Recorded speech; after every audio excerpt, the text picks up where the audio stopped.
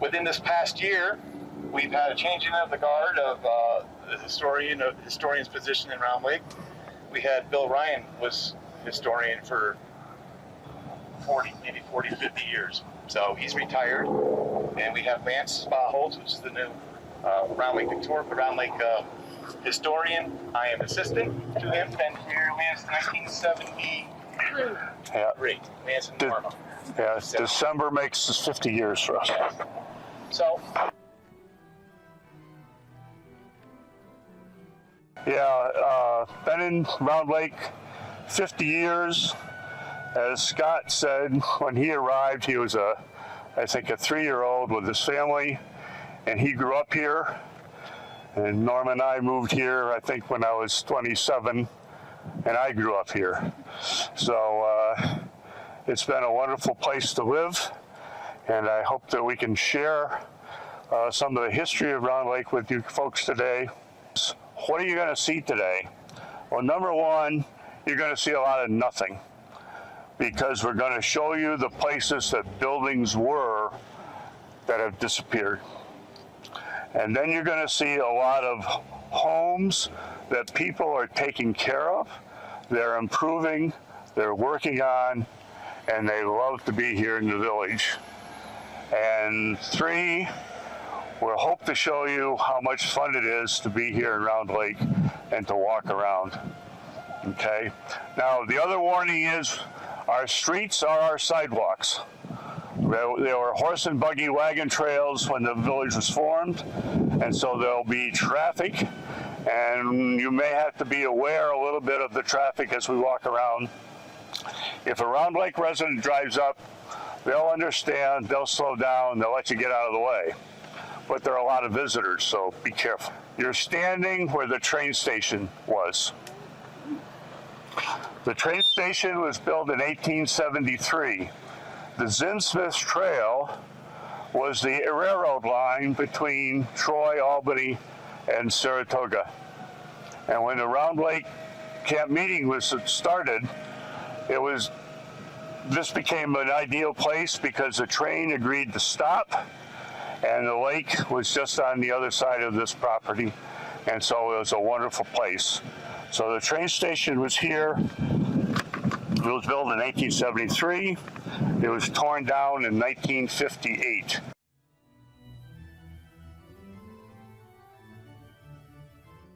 Well, this is the George West house, and George West is from Ballston Spa. If you're in Ballston Spa, you're going up the main highway, large former factory there. If you look up high, I believe it still says George West up there. George West was a manufacturer. He made paper bags up there, and you'll hear more about George West a little bit later in the tour. But this is his second cottage. His first cottage was near the auditorium, and it was burned during the fire, and you're going to hear me talk about the fire many, many times as we go through the tour.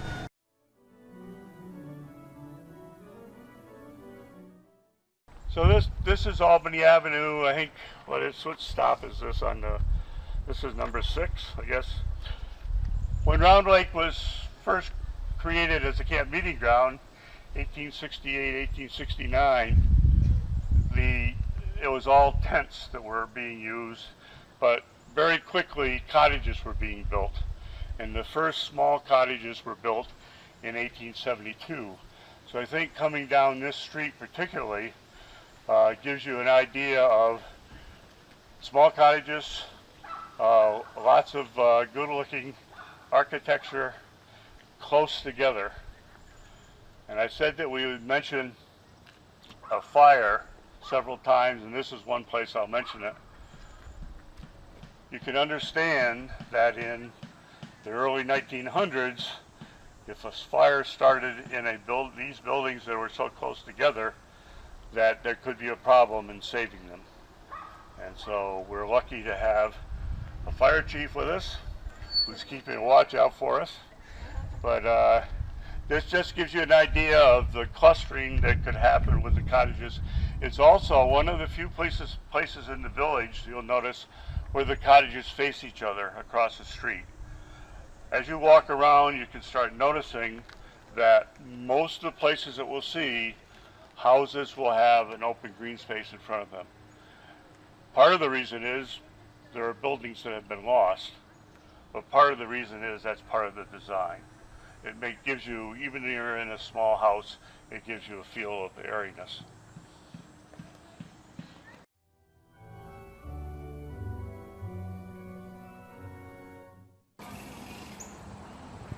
So this is Lake Avenue, and when you get a chance to be here for a second, look down the street. We were down there where the train station was. There's a picture on your phone going up Lake Avenue that actually you could see the train station at the end. Right. The other thing to note here on the instructions on the phone, I say, when you're walking around, look for buildings that still have their slate roofs, and also look for patterns in the slate. Here's a good example on the tower behind me, and they say that a slate roof lasts 100 years, and the slate roof on my house is about 150 years old now, so they work. The other thing to note about this location, the good place is, the farther we get away from the auditorium, the bigger the houses get. So the older cottages were built close to the auditorium. As the village transitioned into a year-round location, the bigger houses got built farther and farther away. Not always true, but it's a general rule. Now, all I'm going to do is step across over here.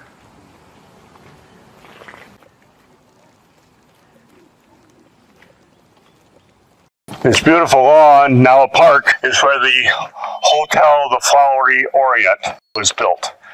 The Flowery Orient was built in 1880. It was a hotel that had about 50 rooms. There's a picture available that shows the hotel staff numbering around 25 people gathered out in the porch.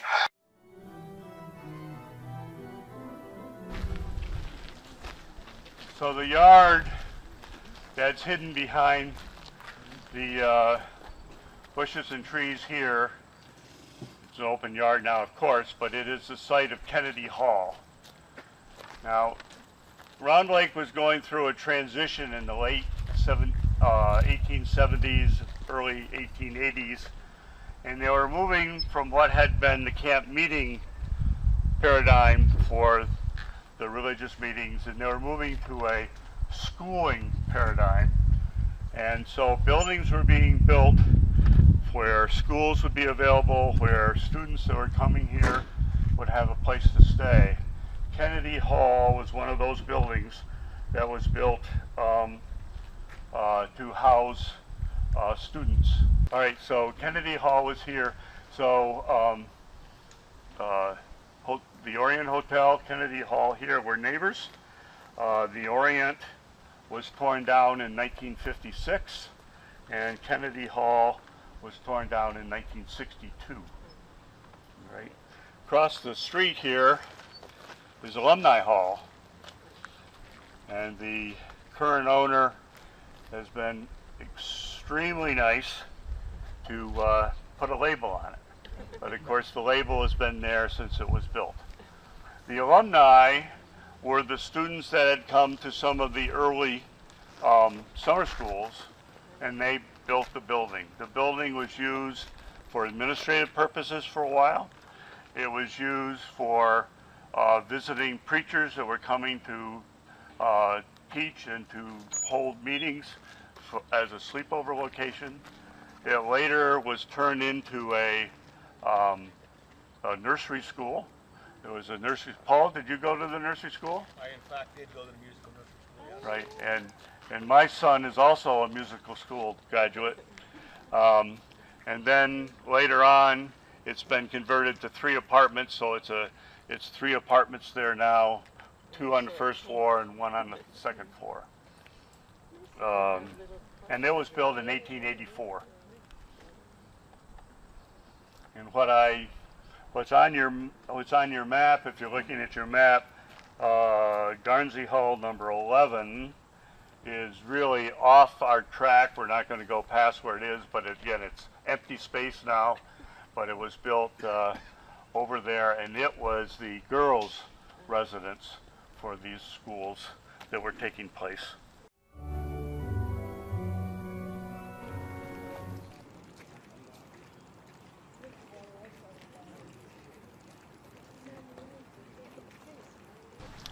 So if you've read ahead, you see the historic marker there. On the corner of this park lawn is where the George West Museum of Art and Architecture stood. The George West Museum was built in 1887, and if you've looked at the pictures, it was probably, I would consider, the most magnificent building that was built here in Round Lake. And it was used as an art and museum for a lot of years. At one point, near the end of its life, it had a large collection of Ulysses S. Grant memorabilia. Remember Ulysses S. Grant, President of the United States, died up in Gansford at the Grant Cottage, and he is noted to have stopped by Round Lake once when the train stopped. And the addendum to the story that I've been told is he left because drinking was not allowed. Anyway, it had a large art collection. It operated as a museum until 1919, and it was closed as a museum. And at that point, the building was turned over to the local school district. It was used as a school for Round Lake residents primarily, and for a number of years. And eventually, when Shenendehowa was formed and started, it was used as the high school for Shenendehowa for a couple of years. The first superintendent of schools for Shenendehowa, Rodney Winans, was a Round Lake resident, and Neil Hessen was a local lawyer, and he is the lawyer that put together the paperwork to form the Shenendehowa School District. If you know the Shenendehowa School District at all, if you look at a map, it is essentially a big rectangle, and in the upper right-hand corner of that rectangle is Round Lake. And when Shenendehowa was formed, the largest population concentration in the district was Round Lake. Anything to add, Scott? I mean, we did talk about Garnsey Hall where we missed it. So if you were to follow it straight down this way on the right-hand side of Garnsey Hall, did you mention the Octagon House? Oh no, I didn't. Octagon House is what, number 12. There's a picture on your phone taken years ago where you could look straight down the street and see the Octagon House sitting there. That's on the phone. Octagon House is still there, so there's also a modern picture of the house. The house that's in the older picture that stood here in this yard, that obviously is no longer there. The other thing to note here, I mentioned the slate roofs before, and a couple good examples of slate roofs here with patterns. I think on the other side, the suites have a pattern, and the suite's daughter that lives over here has a pattern in that slate roof.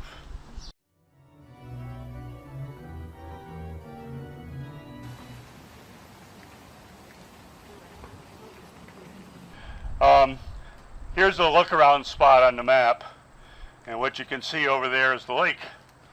And so we're not very far away, and obviously when the leaves are gone, it's a lot better view. Thing to point out about this house is the front half of the second story, where you see the slate changing, is an addition. It was done maybe 15 years ago, maybe 20 years ago. But again, what I'm trying to point out is people that move here often have high respect for what they've gotten into, and they need to make changes, but they make changes appropriately. The house over there, again, was a small cottage that's been added to nicely with screened-in porches. And one thing I failed to mention is that as you're walking around, you'll notice the paper lanterns hanging on many houses. They are a result of the Night of Illumination, which takes place in the village at the time of the Antiques Festival. When we get into the community center, we'll have some more time to talk about that. But the lanterns are left up by many people in maybe all the ones they've got, maybe some of the ones they've got, but they are a result of the Night of Illumination that's been a tradition in the village now for 16, 18 years. 18 years? About 18 years, Scott, for Night of Illumination? 17, okay.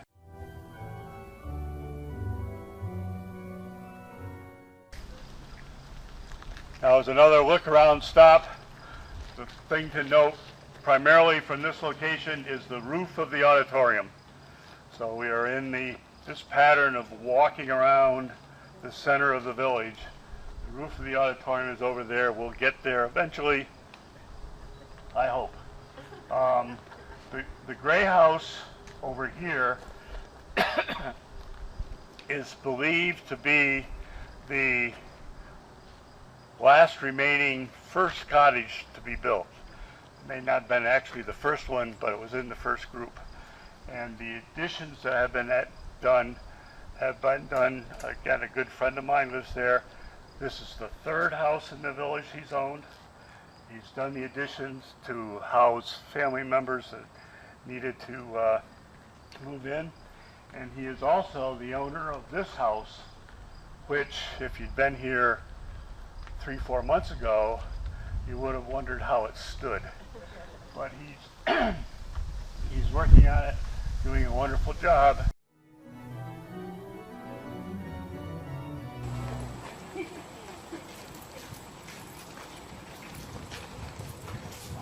Here for 2 stops.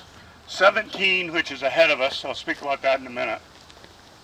16 is the Tin Cottage, which is not on the trail. If you look through the leaves over here, you can probably see a tin roof, and that's the Tin Cottage that's down there. As it explains here on your phone, if you've been looking, early cottages that were built here in Round Lake were often built from kits. The owners would order a cottage kit from Sears, and it would get delivered, it would get assembled and put together for their cottage, of course, summer work. Tin cottages were one of those kits that could be ordered. That cottage is the only tin cottage remaining in the village. It was located on one of the streets up near where the train station is, where we started it, and it was moved down here by our good friends Paul and Diane Marchand. Paul used it as his architecture office, and his wife continues to use it, I think, that way. But it's down there. I've got it off the beaten path. Didn't want everybody to walk downhill and walk back up. If you're interested, you can return another time. The houses, the house, I should say, above, gentleman just reminded me that on the walking tour that took place this past June, this was one of the stops on the walking tour. Again, I'll point out the slate roofs, the colored glass, what I guess I haven't mentioned before. But this building was actually 2 cottages. And those 2 cottages were located here where this empty space is. And they were moved across the street, joined together to create the house that you see there now.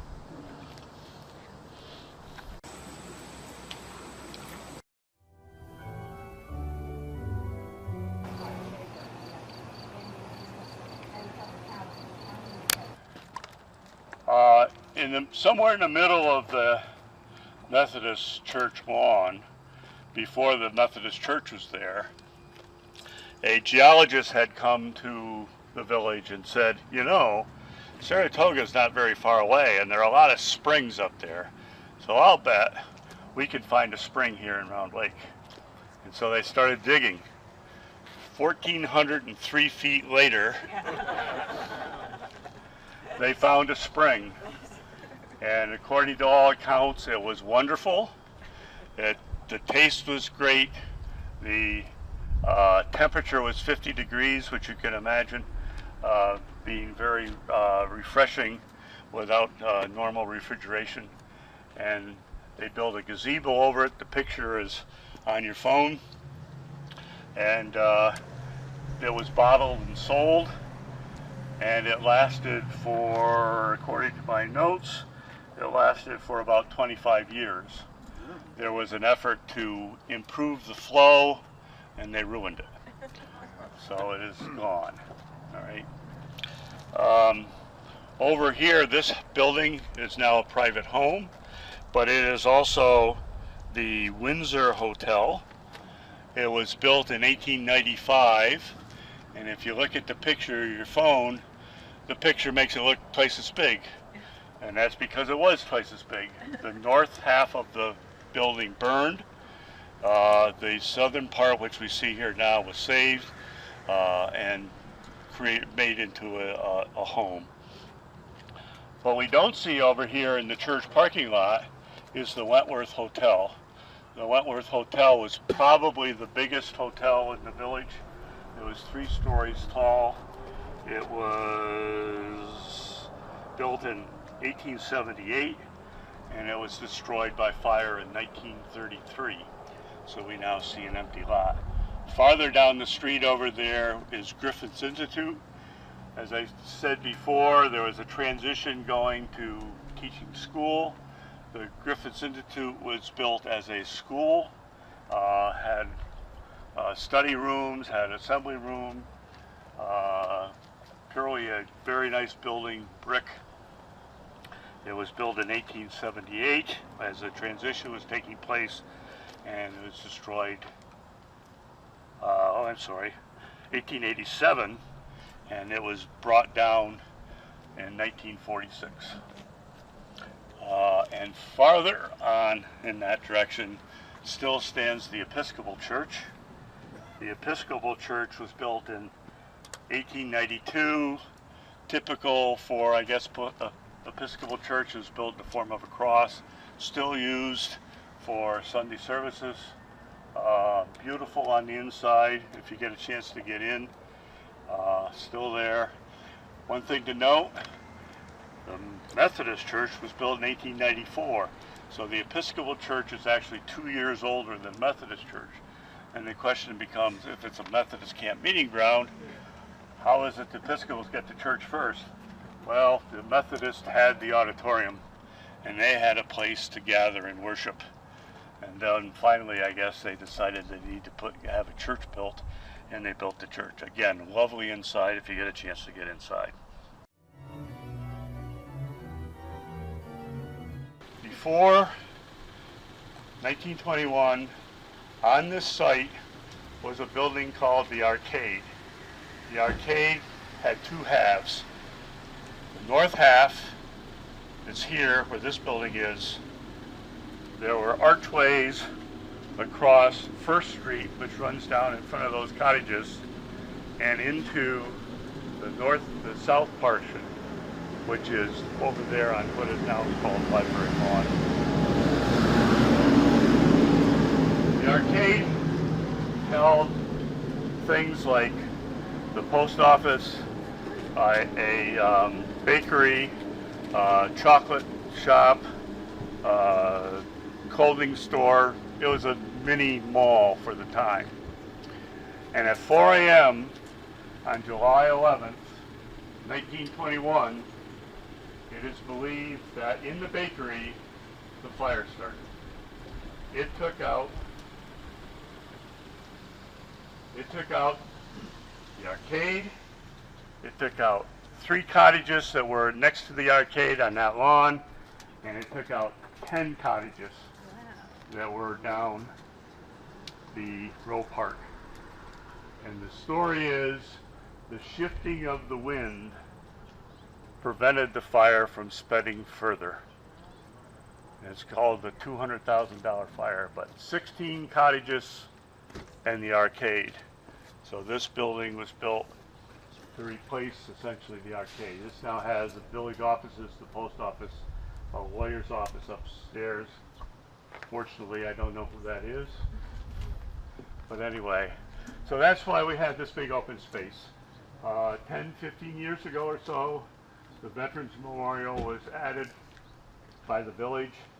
If you get a chance to walk over there, the bricks that are in the walkway are the names of Round Lake residents or Round Lake families that served in the armed forces, and they're identified there.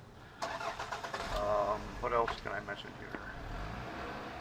The arcade was built in 1886, and as I said, destroyed along with the other 16 cottages in 1921.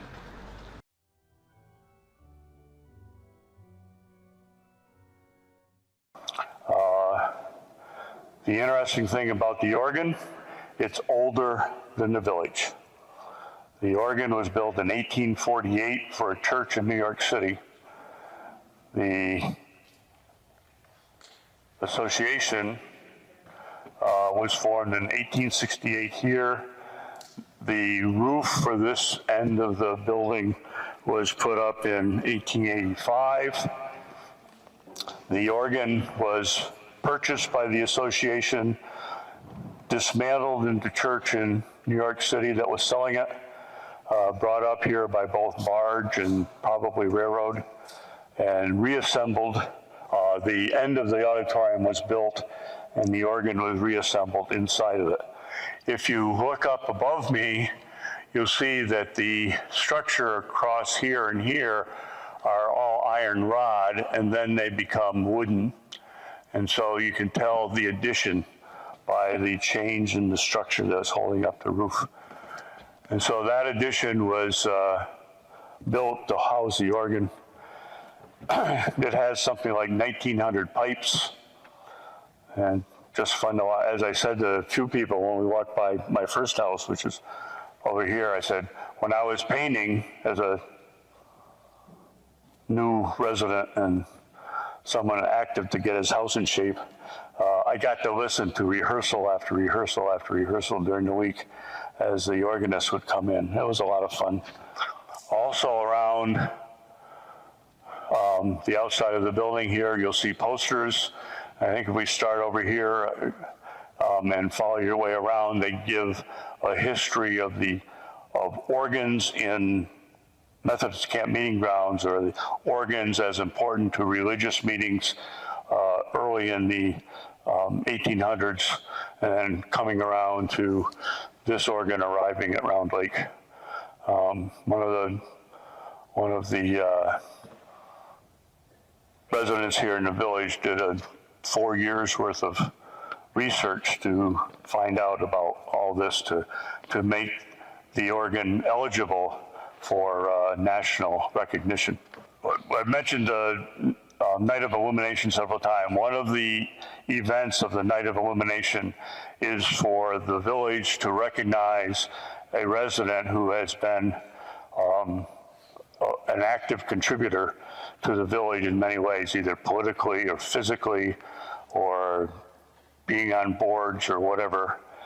But that is one of the high points. Again, you see lanterns here.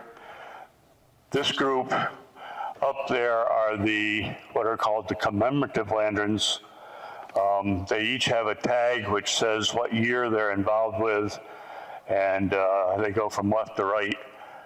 So each person who's an honoree, in effect, has a commemorative lantern associated with him or her.